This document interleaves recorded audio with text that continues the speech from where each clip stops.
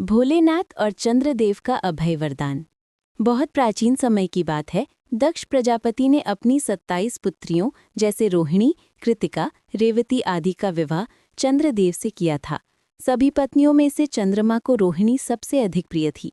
वे अपना अधिकतर समय उसी के साथ बिताते थे। बाकी बहनों को ये अन्याय लगा। दक्ष प्रजापति का क्रोध। जब ये बात बार बार हुई तो 26 बहनों ने जाकर पिता से शिकायत की कि पिताश्री, चंद्रदेव हम सबकी उपेक्षा कर रहे हैं, हमारी कोई पूछ भी नहीं। दक्ष प्रजापति क्रोधित हो उठे। उन्होंने चंद्रदेव को बुलाया और कहा, तुमने मेरी पुत्रियों को कष्ट दिया है, अतः मैं तुम्हें श्राप देता हूं कि तुम क्षीण हो जाओगे, तुम्हारा तेज घटता जाएगा। चंद्रमा का प्रकाश घटने लगा। धरती अंधकारमय होने लगी। समुद्र की लहरें अशांत हो गईं। फसलें प्रभावित होने लगीं। चंद्रदेव भयभीत हो गए। शिवजी की शरण।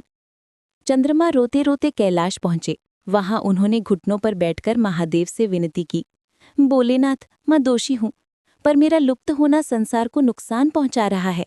दया करके मेरी रक्षा कीजिए। शिवजी ने उनकी विनती सुनी। उन्होंने शांत स्वर में कहा, चंद्र, तुमने पक्षपात किया, पर मेरी शरण में आए हो, मैं तुम्हारा उद्धार करूंगा। महादेव का कृपा स्पर्श। शिवजी ने चंद्रदेव को अपने हाथों से उठाया और उन्हें अपने मस्तक पर स्थान दे दिया। तुम चंद्रमा हो और मस्तक का स्थान सर्वोच्च है। तुम्हें मैं सदैव अपने शीश पर धारण करूंगा। चंद्रमा का तेज तुरंत लौट आया, पर शिवजी ने संतुलन के लिए कहा, अब तुम एक चक्र में कृष्ण पक्ष और शुक्ल पक्ष के अनुसार घटते बढ़ते रहोगे। इसी से संसार में संतुलन रहेगा। चंद्रदेव ने हाथ जोड़कर कहा, महादेव, आपने मुझे नया जीवन दिया, आप ही वास्तव में कृपालु हैं।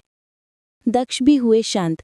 जब दक्ष प्रजापति को ये ज्ञात हुआ तो वे भी शांत हो गए। उन्होंने शिवजी के निर्णय को स्वीकार कर लिया। 27 पत्नियों को भी कोई आपत्ति नहीं रही, क्योंकि महादेव ने सबको न्याय दिया। कथा का संदेश।